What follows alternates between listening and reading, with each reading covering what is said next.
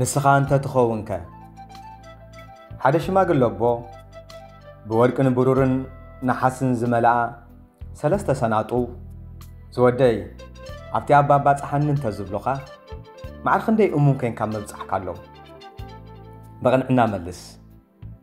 እዛ ዛንታ ሓደ ኣቦ ንሓደ መንእሰይ ሰለስተ ሰናጡ ብእምነት ብምሃብ ማዕር ክንደይ እሙን ምዃኑን ዘይምዃኑን ዝፈለጡሉ መንገዲ እተዘንቱ ሓሳባትና ማዕር ክንደይ ንውሳኔታትናን መዓልቦናን ከምጸልዎ እትገልጽ መሃሪት ዛንታ እያ ክሳብ መወዳእታ ክትከታተልዋ ብኽብሪ ዕድም ሰላምታ ይረሳዕኩን ከመይ ቀኒኹም ቤተሰብ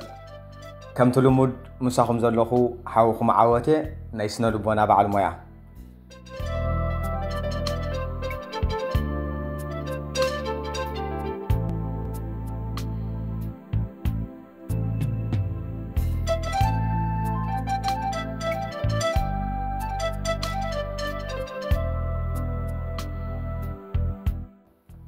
ቅድሚ ነዊሕ ዓመታት እዩ ከቢድ ናብራ ዘሕልፍ ዝነበረ መንእሰይ ኣብ ሓንቲ ግዝኣት ይነብር ነበረ ኩሉ ግዜ እንጀራ ንምምእራር ብጊሓት ፀሓይ ክትውለድን ከላ ገስጊሱ ፀሓይ ክትዓርብን ከላ ናብ ቤቱ ተመሊሱ ተዓንጊሉ ብምድቃስ ተመሳሳሊ ህይወት ይነብር ነበረ ካብ ዕለታት ሓደ መዓልቲ ከም ልማዱ ስራሕ ንምድላይ አንጊሁ ኣብ ዝገስገሰሉ ግዜ ሙሉ መዓልቲ ውዒሉ ጥርት ብስራሕ ስለ ዘይረኸበ ጉህይ ኢሉ ናብ ቤቱ እንዳተመልሰን ከሎ ዝኾነ ዝሕግዘን ሰብ እንተሎ ዝብል ድምፂ ኣብ ጥቑኡ ሰምዐ ግልጽ ኢሉ ኣማዕደወ ሓደ ዓብይ ሽማግለ ኣቦ ሰለስተ ሳንጣ ተሰኪሞም ረኣዮም ህውኽ ኢሉ ኣቤት ኣቦይ ኣነ ክሕግዘኩም ይኽእል እየ በሎም ስራሕ ብምርካቡ بحاجوس اندات سراسرة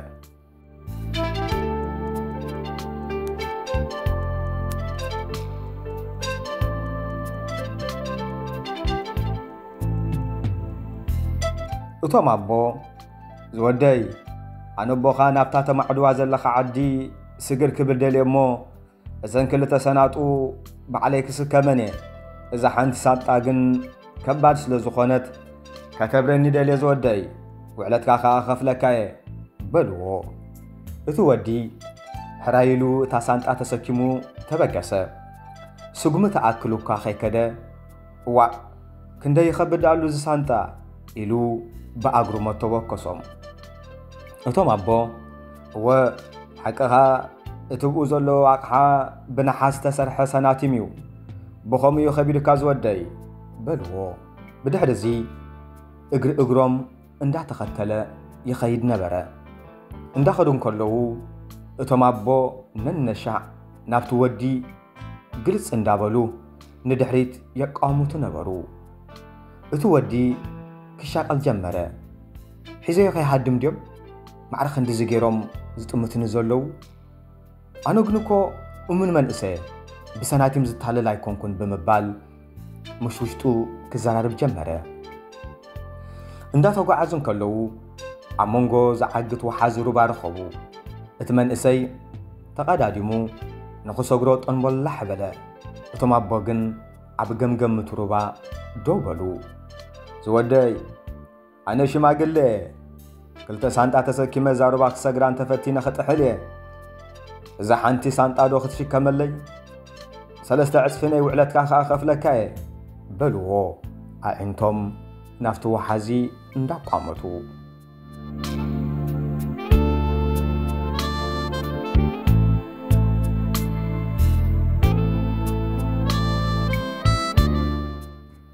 እቲ ወዲ ንድሕሪት ተመሊሱ ነታ ሳንጣ ሓፍ ኣቢሉ ክስከማ ኣብ ዝጀመረሉ ሰዓት እቶም ኣቦ ብውሽጦም ግዲ ፍርሕ ኢሎምሲ ግን ሓደራ ሒዝካያ ዕዝር ከይትብል ቃል እተወለይ በልዎ ንምንታይ ኢኹም ከምኡ ሓሲብኩም እንታይ ኮይነ ኢለ እሞ ከምኡ ክገብር ኢሉ ተቆጢዑ መለሰሎም እቶም ኣቦ ከዓ ዝወደይ ግዚኡ ክፉእ ስለ ዝኾነ ኢለ ድሓርካ እታ ሳንጣ ብሩያ መሊኣ ዘላ ኢሎም መለሱሉ እቲ ወዲ ነዲሩ አንቱም አቦ كترين كلكم سراعي ويمتحلل دي زمسل دحان معرخ ندي مخاني بتقبال كرئيكم يلو من قدو كتسأله اتودي ناي نحاس سناتي من ناي برور سناتي من زمال آخلت سناتو بتبزحي سناتي كي تتعلله تأماني بمخان كقدمي من ده سوقمه أبحد تريد عقبت كوتس جمرة دهيتم أبون مقبار ندحيت قلص انتبله عقبت تريراتهم جنا أبت أجريت أطويلهم رأيهم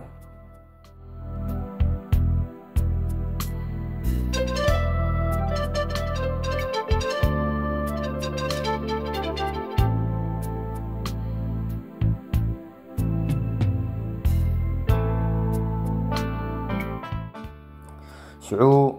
نعبا جوخم أبو انتاي دا تطويلكم بلوم انتا ودي فتيدو الكاني عامس لازا حاسرن اند علي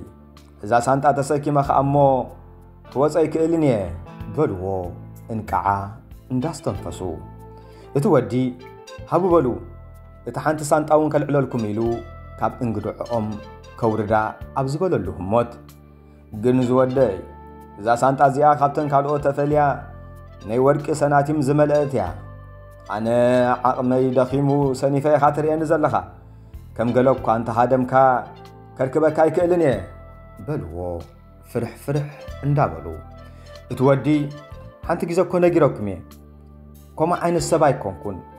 نحانت سانتين كبل زتحت سراح السرح زنبوركو أمون سابيع كرم حجي ندامت صحفتي سرح نيرة اتوانا جن بزي واقو انو خشوط اوكوا زدفافا ان انتنبرة انا جن كان الناس لزق قدم بتازل لا واقعي يشوط نيرة كن سامع سلازي كالنا جن كابت سراح حبالا لني بمبال عبنت بمتكاس أمون مخانو خوغل تقولهم فتنا اتمابو تقبل عبيلهم نقرأ نزل لخا حق ديو ولا سايكونن ولا حانتي فلتني قندحان أنا بأمنتي هبك اللخو براحنا عناي أبتا قد زلاتا مس بس أحكا تتصبيني أنا تلين دابلكو كركبكاي بلو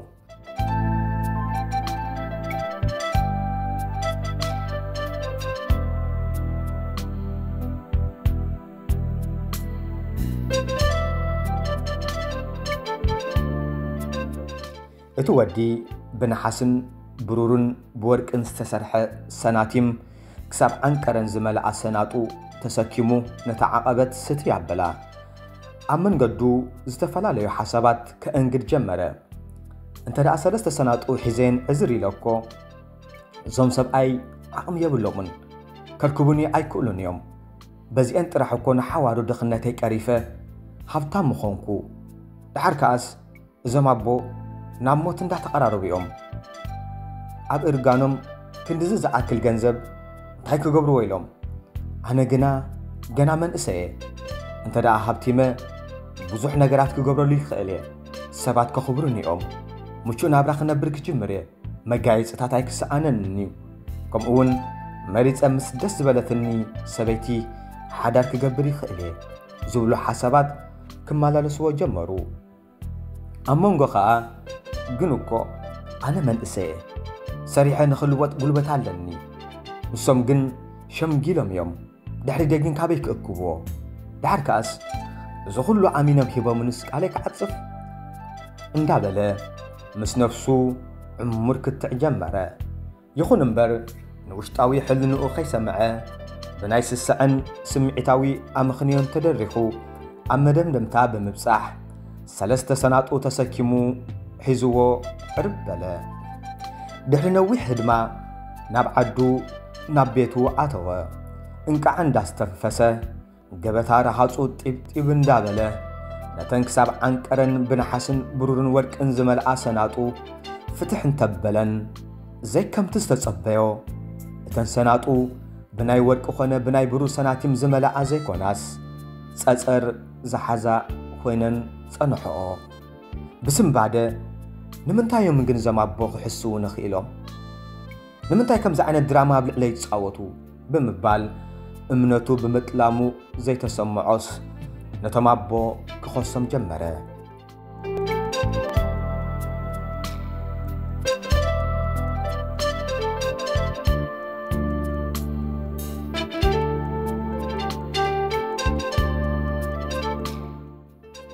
ጽቡቅ ገይሩ ኣብ ዝጠመተሉ እዋን ኣብታ ሓንቲ ሳንጣ ንእሽተይ ወረቐት ረኸበ ኣልዒሉ ከንብባ ጀመረ ኣብታ ወረቐት ከምዚ ዝብል ጽሑፍ ጸንሖ ኣነ ንጉስ ናይዛ ግዝኣት እየ ከምቲ ዝረኣኻኒ ኣብ እርጋነ እየ ዘለኹ ወላ ሓደ ወራሲ ዝበሃል ውሉድ እውን የብለይን ስለዚ ሓደ እሙን ሰብ እንተረኸብኩሞ ከም ውልደይ ገይረ ቆፂረ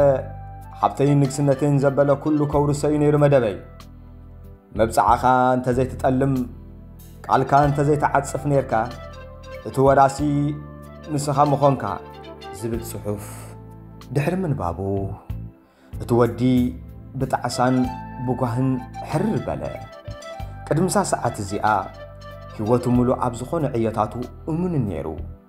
ነቶም ኣቦ ክረኽቦም ከለውን ከምኡ ዝበሃል ሓሳብ ፈጺሙ ይነበሮን ሓሳባተይ ቀቲሎምኒ ኣብ ህይወተይ ሓንሳእና ሓዋርን ዘይረኽቡ ዕድል ኣምሊጥኒ ብምባል ኣምሪሩ በኸየ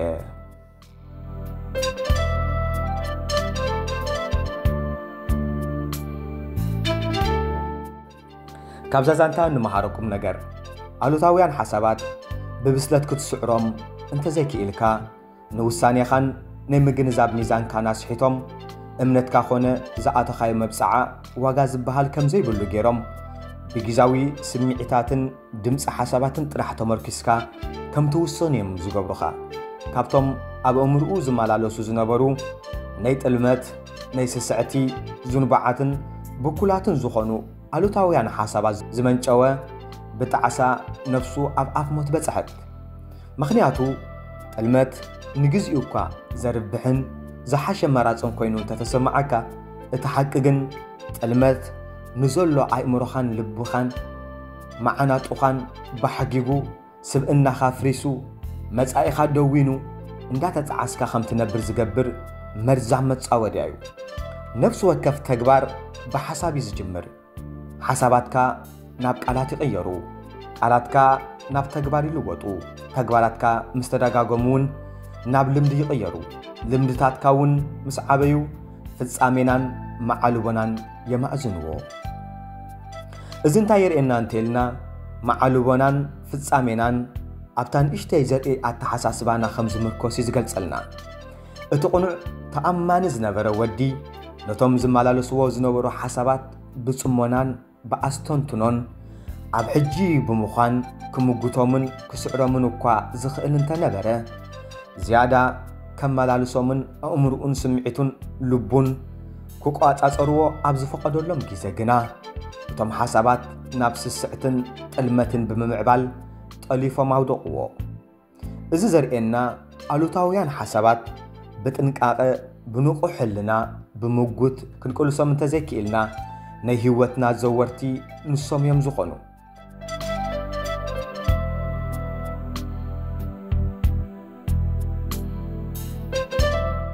ንስኻ እቲ ሓሳብ ዘይኮንካስ ነቲ ሓሳብ ተሓስብ ዘለኻ ኣካል ምዃንካ ዘይምዝንጋዕ ንስኻ ሓሳባትካ ኢኻ ዝብሉ ዘረባታት ክጋውሑ ትሰምዕ ኢኻ እዚ ግን ቁኑዕ ኣይኮነን ምኽንያቱ ንስኻ ውፅኢት ናይ ሓሳባትካ ኢኻ ማለትን ንስኻ ሓሳባትካ ኢኻ ማለትን በበይን እዩ ንስኻ ናይቲ ሓሳብ ፈጣሪ ክትከውን ከለኻ ሓሳባትካ ኸኣ ፍጡራትካ እዮም ዝኾኑ ዘለዉ እዚ ማለት ናትካ መንነት ክንያው ሓሳባትካ ዘሎ ናይ ኩሉ ነገር ምንጭ ዳ እምበር ኣብ ሓሳባት ጥራሕ ዝሕዛእ መንነት የብልካን እዚ እንተደኣ ኮይኑ እቲ ሓቂ ኣእምሮኻ ተጠቂምካ ኣሉታዊ ሓሳባት ካብ ሓሰብካ ዓይን ልቦናኻ ብርሂካ እውን ኣሉታውያን ሓሳባት ከተባርር ትኽእል ኢኻ ጸልማት ኣብ ዝነገሰሉ እዋን ንዕኡ ንምሽናፍ ምስኡ ዘይኮንካ ትቃለሲ ኣንጻር እቲ ጸልማት ዝኾነ ብርሃን ኢኻ ትኹልዕ ምኽንያቱ ኣብ ቅድሚ ብርሃን ክቆም ዝኽእል ጸልማት ስለ ዘየለ ጸልማት ህልውና የብሉን ብርሃን ዘይምህላዊ ጸልማት እዚ እንተደኣ ኮይኑ እቲ ሓቂ ኣሉታውያን ሓሳባት ንኽትስዕር ምስኦም ምቅላስ ዘይኮነስ ብርሃን ዝኾኑ ኣወንታዊ ሓሳባት ብምቕራብ ኢኻ ተሸንፎም እቲ ዝዓበየ ብስራት ሕጂ እውን ንስኻ ሓሳባትካ ይኮንካን ነቶም ሓሳባት እትሓስብ ባዓለቤት ስለ ዝኾንካ እንተደሊኻ ክትዕንብቦም እንተዘይደሊኻ ኸኣ ከተቐምስሎም ሙሉእ ስልጣን ኣለካ እታ ንእሽተይ ኣወንታዊት ሓሳብ ከም ዘርእያ እንተደኣ ማይን ድኽዑን እንዳሃብካ ኸስኪስካያ ፈርያ ብዙሕ ምህርቲ እውን ከም ትህበካ ኣወንታውያን ሓሳባት እውን ክትኩስኩሶም እንተኽኢልካ ህይወትካ ካብ ክፉኡን ዘጣዕስን ነገራት ርሒቕካ ርግኣትን ደስታን ዓወትን ብምጉንጻፍ ናብቲ ጥርዚ ትርጉም ምንባር ክመርሑኻ ይኽእሉ እዮም። ኩለንታዊ ለውጢ ንኩለንታዊ ዕብየት። ክቡራት ናይ ኩለንታዊ ለውጢ ቻነል ቤተሰብ ካብዛ ዛንታ እዚኣ ገለ ነገር ተማሂርኩም ክትኮኑ ተስፋ እንዳገበርኩ ቅድሚ ሕጂ ዘቕረብክወን ኣዝየን ክጠቕማኹም ዝኽእላ ዛንታታት ኣብ ናይ ዲስክሪፕሽን ቦታ ክገድፈልኩም እየ። ሰሙናዊ ከምዛ ዓይነት ትሕዝቶ ስለ ዘቕርብ ተቋደስቲ ምእንቲ ክትኮኑ ሳብስክራይብ ብምግባር ናይ ደወል ምልክት ክትፀውጡ ከምኡውን ናብ ካልኦት ንምብጻሕ ሼር፣ ላይክ፣ ኮመንት ክትጽሕፉለይ ብትሕትና ይሓትት። ኣዝየ ዘኽብረኩም ኣብ ዝቕጽል ብኻልእ ክሳብ ንራኸብ ሰናይ ዘበለ ኩሉ ንዓኹም።